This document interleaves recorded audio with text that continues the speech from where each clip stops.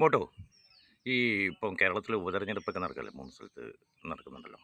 അപ്പോൾ ഈ രാഷ്ട്രീയക്കാർ ഇപ്പം എല്ലാവരും അങ്ങോട്ടും ഇങ്ങോട്ടും പരസ്പരം ഒരു പാർട്ടിയിൽ നിന്ന് മറ്റൊരു പാർട്ടിയിലേക്കൊക്കെ പോകുന്നു.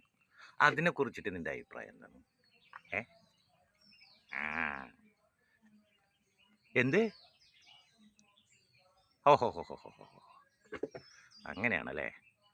അതായത് നാരായണത്ത് ഭ്രാന്തൻ്റെ കഥ പോലെ ചുടല ഭദ്രകാളിയിൽ നിന്ന് വരം വാങ്ങിയ നാരായണത്ത് ഭ്രാന്തൻ്റെ കഥ. അതായത് നാരായണത്ത് ഭ്രാന്തൻ്റെ ഇടത് കാലത്തിലെ മന്ത് വലത് കാലിലേക്ക് മാറ്റിത്തരാൻ പറ്റി ചുടല ഭദ്രകാളിയോട് പറഞ്ഞ കഥയല്ലേ നീ ഇപ്പോൾ പറഞ്ഞു വന്നത്? അത് ശരി. അത് നല്ലൊരു ഇതാണ്. ഈ ഇന്നത്തെ രാഷ്ട്രീയത്തെക്കുറിച്ചിട്ട് നിൻ്റെ അഭിപ്രായം വളരെ കറക്റ്റാണ്. പക്ഷെ അതിൽ എനിക്കൊരു സംശയം. ഈ ചുടല ഭദ്രകാളി അപ്പോൾ ആരാണ് ശരിക്ക് ഈ ജനങ്ങളുടെ ഇടയിൽ? ആഹാ, ജനങ്ങളാണ് ചുടല ഭദ്രകാളി അല്ലേ?